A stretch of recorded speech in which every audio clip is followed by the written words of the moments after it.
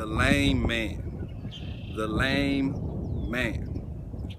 A story of Jesus whenever he was walking in a certain city, and excuse me if I don't get everything correct here, but he went to this certain city, and there at the city there was a lame man. And I know historically in my mind I always envisioned a man with a physical lame, maybe his leg was hurt or something of that nature. But what Dr. Justin Lawrence helped me to realize is that the lame man might not have been physical lame, or maybe you know, you got to understand the Bible is written in poetic terms and it's spiritual terms. So maybe the man was lame in his mind.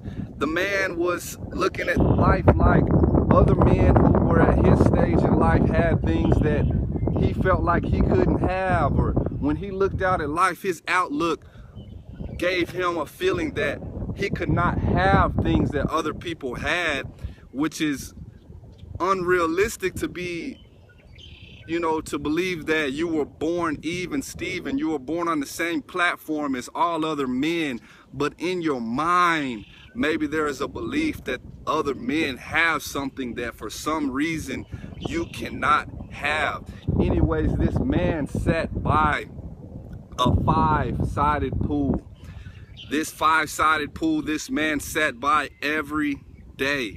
And he sat by this pool. And the story of the pool is that every once in a while, an angel would come and trouble the waters. Now, when you do research, some people believe or sometimes point to sometimes that an angel is more of an idea. Every once in a while, an idea would trouble the water. Maybe in this lame man's mind, he had an idea every once in a while that I can start a business, or I can own a home, or I can do more for myself, or I can have what these other men have. Maybe this idea would come and trouble the water. Who knows that sometimes when you have visions at night, or when you have dreams, or when you have ideas, that sometimes they will trouble you. You will bring those up to other people and maybe they'll laugh at you. Maybe your ideas of greatness trouble you. This man, however, when we return to this man, he was lame. Maybe he was lame in, a lot of times the Bible talks about someone being blind. I'm to the belief that maybe not all the time a physical problem that the person was having, but perhaps blindness often refers to the vision, that when you close your eyes, what do you see? When you look out into the universe and you say, what can I have? What is it that you believe? When you close your eyes, what do you believe that you can have? Maybe in this aspect, the blindness of a person, maybe you got 20/20 vision. You got the Gucci shades, you got the Versace shades, but your vision is broken. Your vision is broken. This lame man sat by the five-sided pool, they say.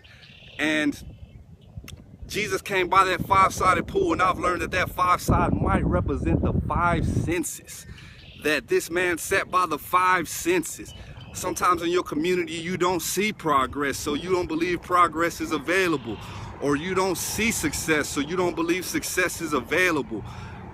He was relying only on the five senses. Vision would not be one of the five senses because you don't physically see things, but vision tells you that, yes, I have a bright future. Yes, God wants to bless me. Yes, I can have what it is that I desire. This man was lame, and he sat by this pool, and Jesus walked to this man, and we know that the story of Jesus is that he healed many people in the Bible, but in this particular story, it was interesting. Jesus asked the man before he healed him. Before he healed him, he said, "Wilt thou be whole?" He asked the man, is it in your will? Is it in your will for you to have more? Is it in your will for you to have a bigger vision and for you to have more for yourself and in your family? I believe that it's in God's will for us.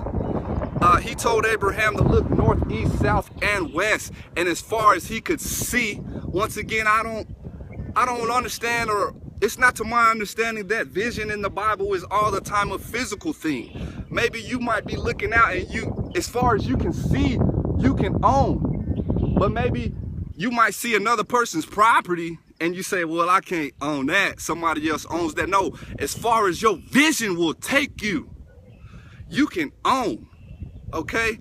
Jesus asked this man, wilt thou be healed? Is it in your will? Because Jesus knew it was in God's will for the man to be healed, but he wanted to know, was it in the man's will for you to be healed? Then Jesus, what I'm recognizing in the Bible is many times when he heals someone, he gives them an assignment. He gives them something to do. Something is on you to do sometimes when you want this blessing to come to you in your life. And he told that man, take up thy bed and walk. Take up thy bed and walk. So again, my name is the Raw Realtor, and that's my bread talk for today. And my question that I'll leave you with until the next bread talk is, what is in your will?